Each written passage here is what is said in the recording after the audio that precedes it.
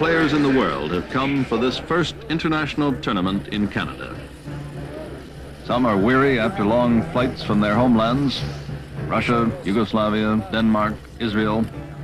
Others are still catching their breath after an international tournament in Cuba. Now what they want is rest and back to training, which for many is 3 or 4 hours every day.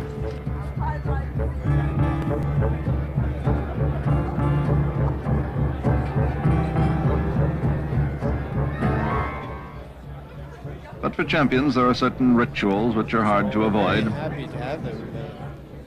They make small talk, smile at opponents. But these are the men they've been studying for months.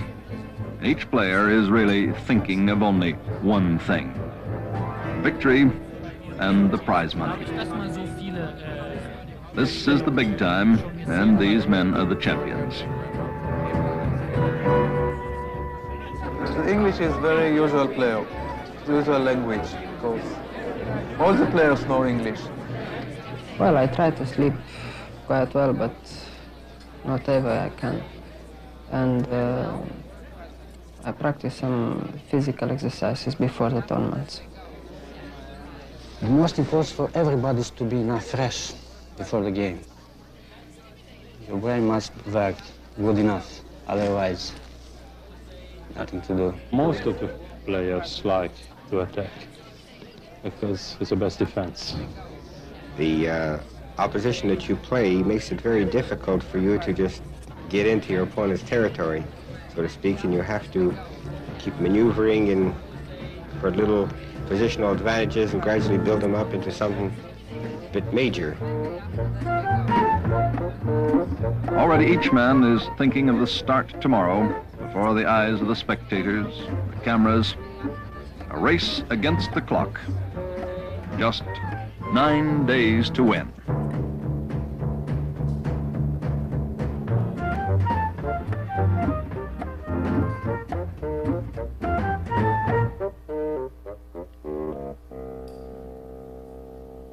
Most authorities agree that chess had its origins well over 1,000 years ago, probably in India. It appears to have been played as a game of war, of tactics, of strategy. Modern international tournaments date from 1924 with the founding of the International Chess Federation in Paris. Under its auspices, tournaments are held all over the world. 1967, for the first time in Canada. Ladies and gentlemen, it is my pleasure to introduce the 10 international grandmasters who have come to compete in our centennial tournament. First of all, I'm going to call on Mr. Spassky. Welcome you to this tournament, Mr. Spassky. Mr. Spassky comes to us from Russia. I now call on Mr. Keres. There are only some 60 Grand Masters in the world today, and these are 9 of the best. We welcome you to our tournament.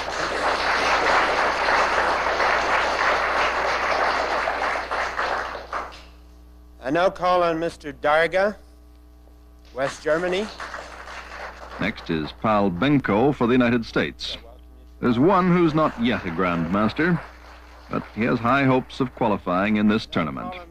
The young Israeli, Shimon Kagan. Next to him from Yugoslavia, Alexander Matanovic. And the youngest of all, Florin Georgiou of Romania. Laszlo Jabo of Hungary, and for Canada, Abe Janowski, the only Grand Master in the Commonwealth.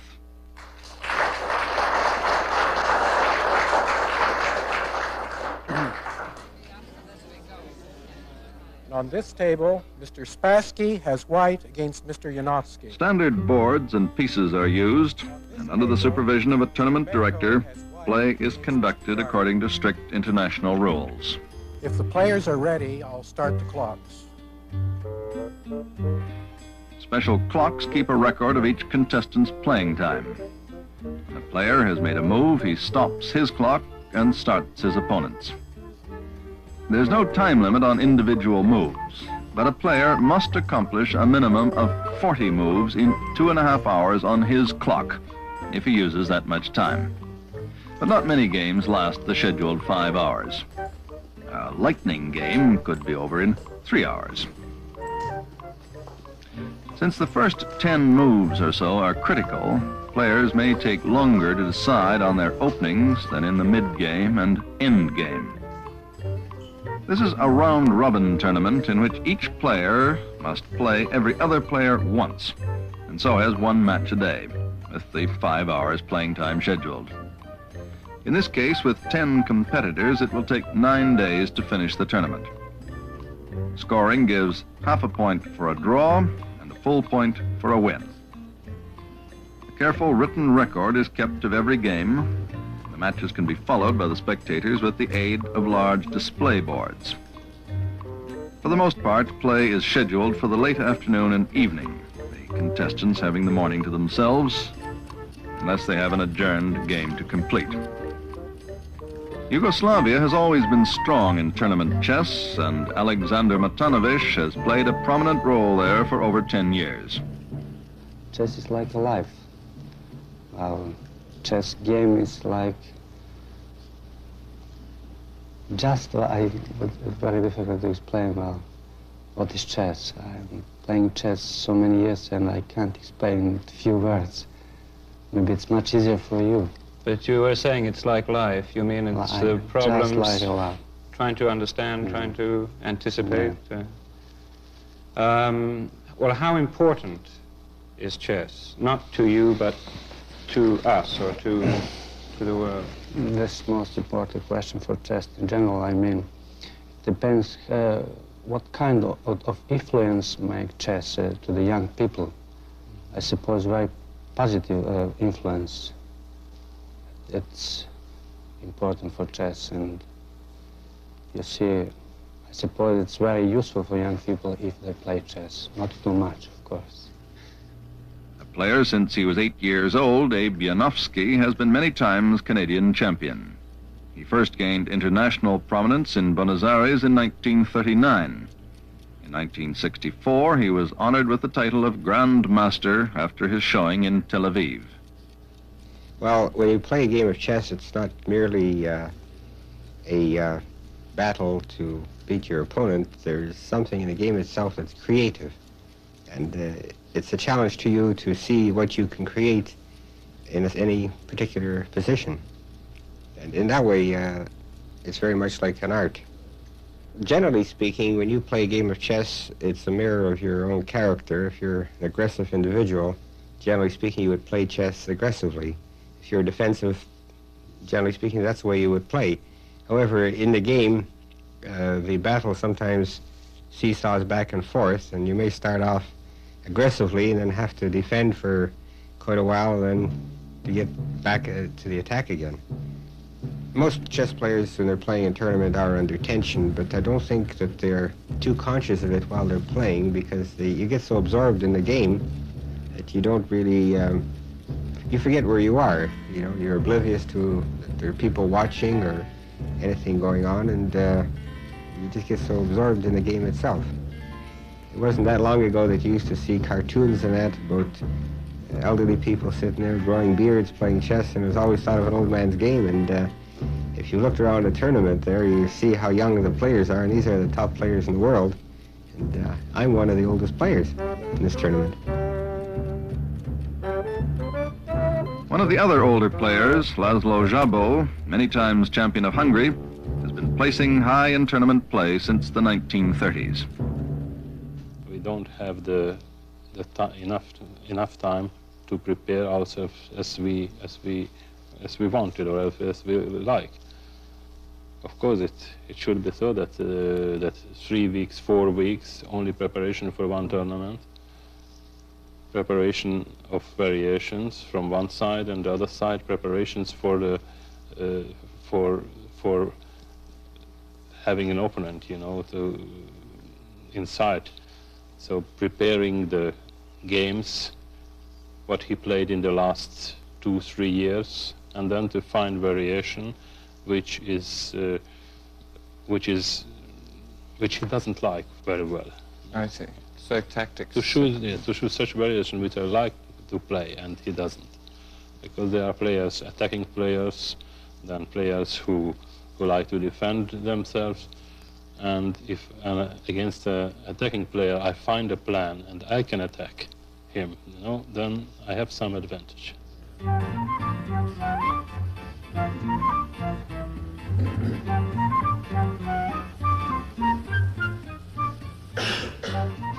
Yeah, sometimes when I walk around the tables, of course I memorize my position and I think about my position, and of course I have also interest for other games, because this is important for me. Boris Spassky of Russia is one of the strongest players today and a top contender for the World Championships in 1968. You know, I am a journalist by profession, but at the moment I am a professional chess player, and most of my time I spend for chess, of course. Journalism doesn't give a lot of money, and as for me, chess is much better. As the days go by, tension mounts for the players and the devotees, especially in this tournament where the score has been very even. First place could easily go to one of several competitors. Good rest and good health are essential for the stamina required to back up the hours of concentration and preparation. It's not always easy to maintain this when constantly moving from one strange place to another.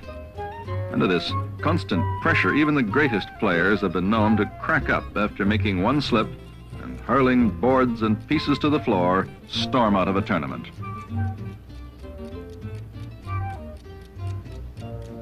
At 24, the youngest Grand Master in the tournament, and currently Romanian champion, Florin Georgiou recently came fourth in the Eastern European final.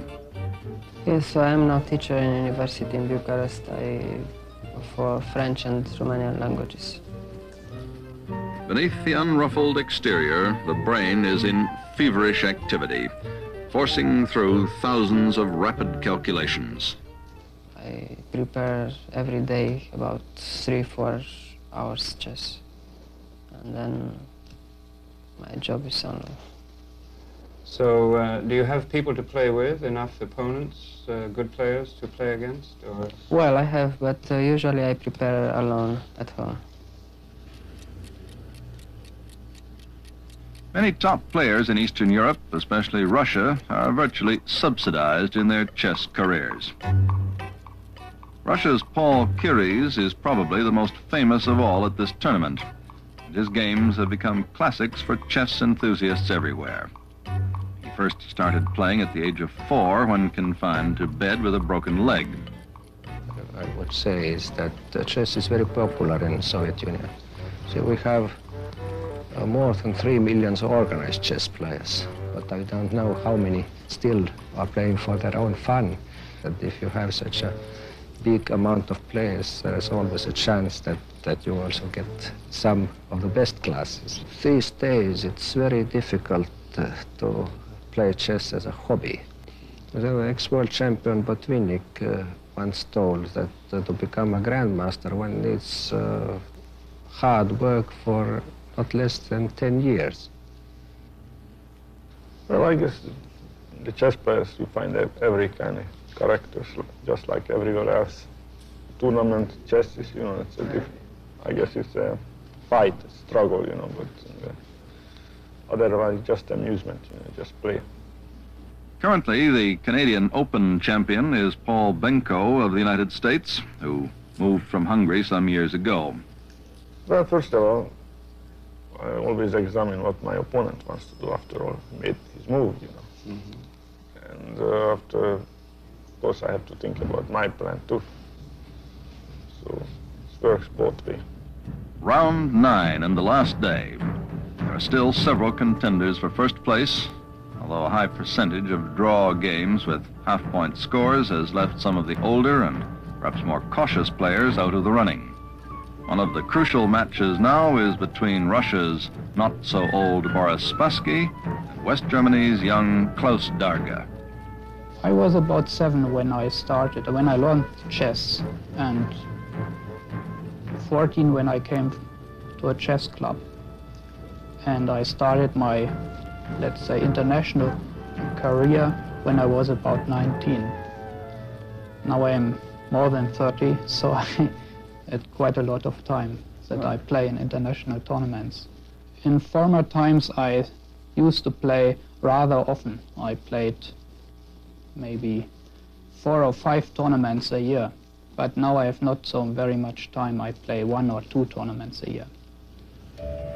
I'm a computer programmer.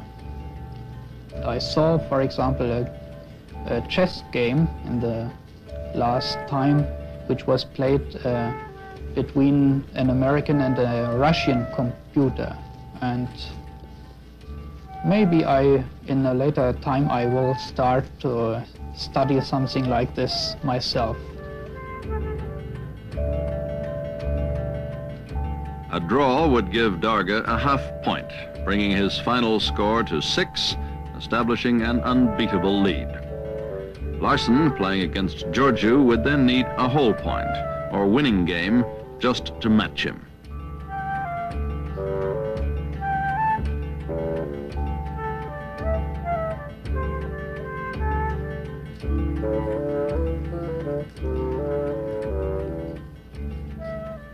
I only work with chess. Is that all? But of course not only playing chess, talking about it, writing about it, and so on. And you expect to do this for some time to come, obviously? Yes, it's, well, I don't believe in making plans 20 years ahead, but I expect to do that for some time to come. I've given up the idea of finishing some kind of university studies, and so I'm just a chess player now. What were you studying as a matter of fact? Many years ago, I was studying engineering, and I was not far away from becoming a civil engineer, but then I lost interest in it, more or less. Technicians enough, I thought, and later I have been studying for some time at the university, studying Russian, but, well, not so much, and I'm not going to finish that with a degree. Normally I'm thinking of first place, of course, and I'm always, you know, chess is a fight, basically. It's also other things, sports and arts and science and everything.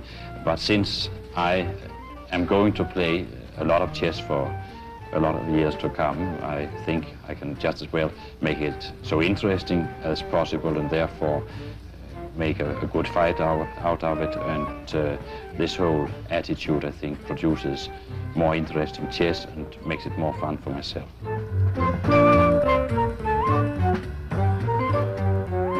The implications of any move are so complex that the fear of making one mistake can be overwhelming. A champion must be cautious, but he must also attack, bluff, and gamble.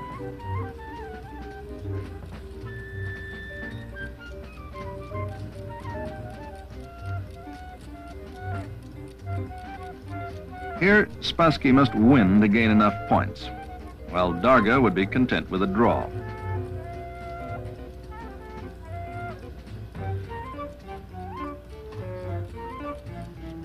Finally, after 3.5 hours, Spassky finds he cannot crack Darga's defense.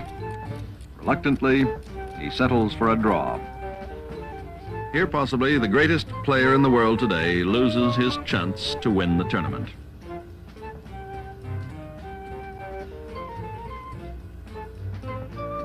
All the moves and possible counter-moves are checked and rechecked before the match can officially be recorded as a draw.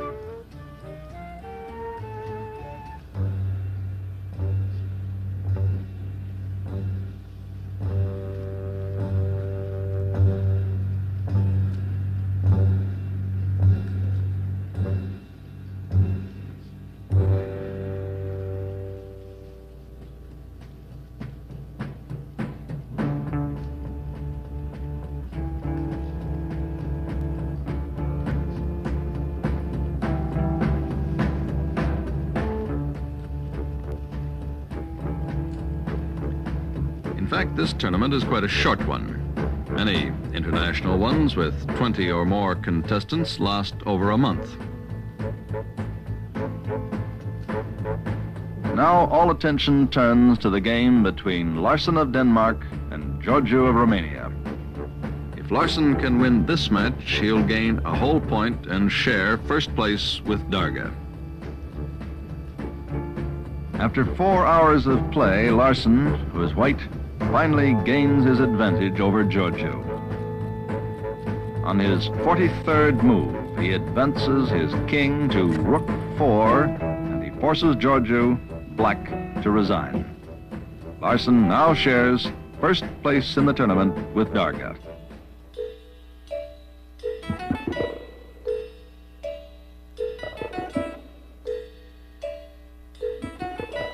It was a long and hard-fought match. Larsson, white, used a variation of what is known as the English opening.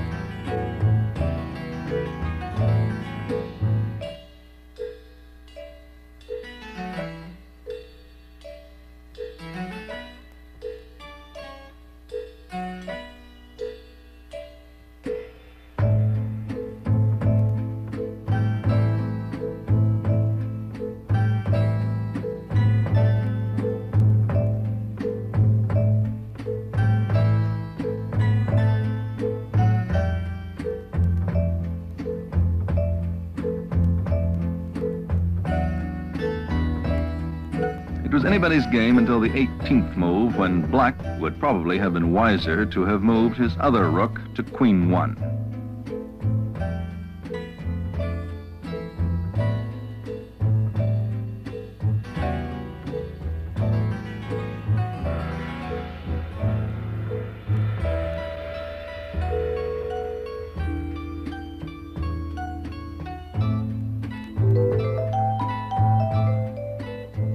On the 24th move, white made what he felt was the decisive move. Pawn to queen's knight 4.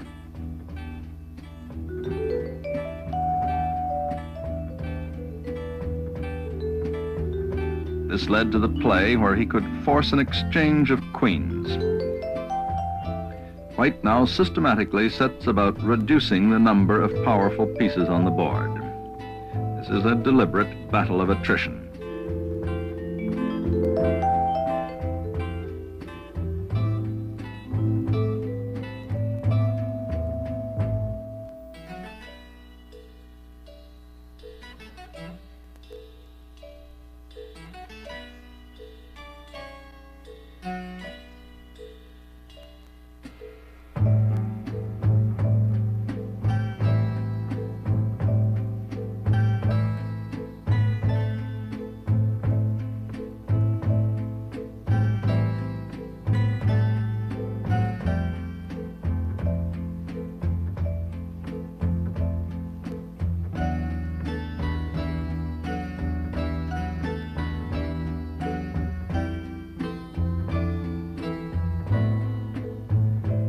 Finally, he leaves his opponent with his bishop trapped by his own pawns in a weak position. White's bishop, on the other hand, was highly mobile, and white could now move inexorably toward the classic ending where black is forced to resign because of what is known as his bad bishop.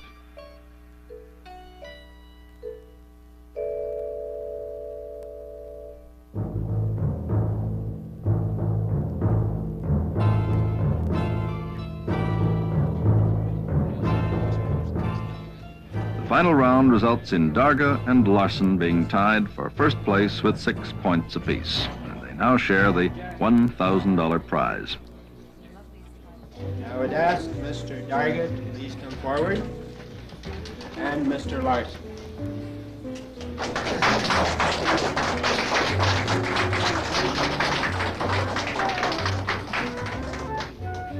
And Mr. Larsson, Congratulations.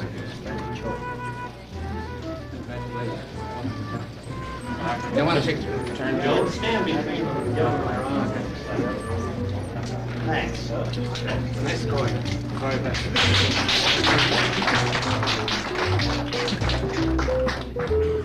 Half a point behind them, Keres and Spassky followed, tied for second.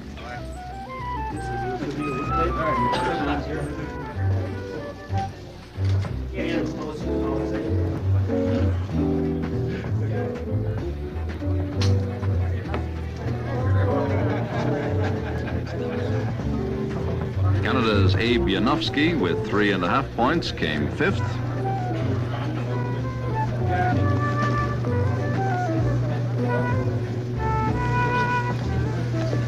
And Israel's Kagan finished last, his half point not sufficing to qualify him for the title of International Master. It's a disappointment for Kagan.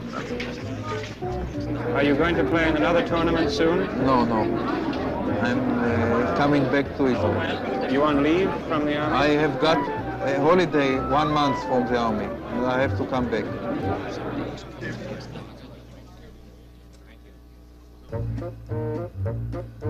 Another hard, tiring tournament is over, and already, for most, thoughts are now on Tunisia, to be followed by the candidates tournament for the new 1968 World Championship in Russia. For most of these Grand Masters, over 4 months of continuous travel and competition lie ahead. No Johnny Bauer, no quarterback is under greater strain than these champions in the slowest moving sport in the world.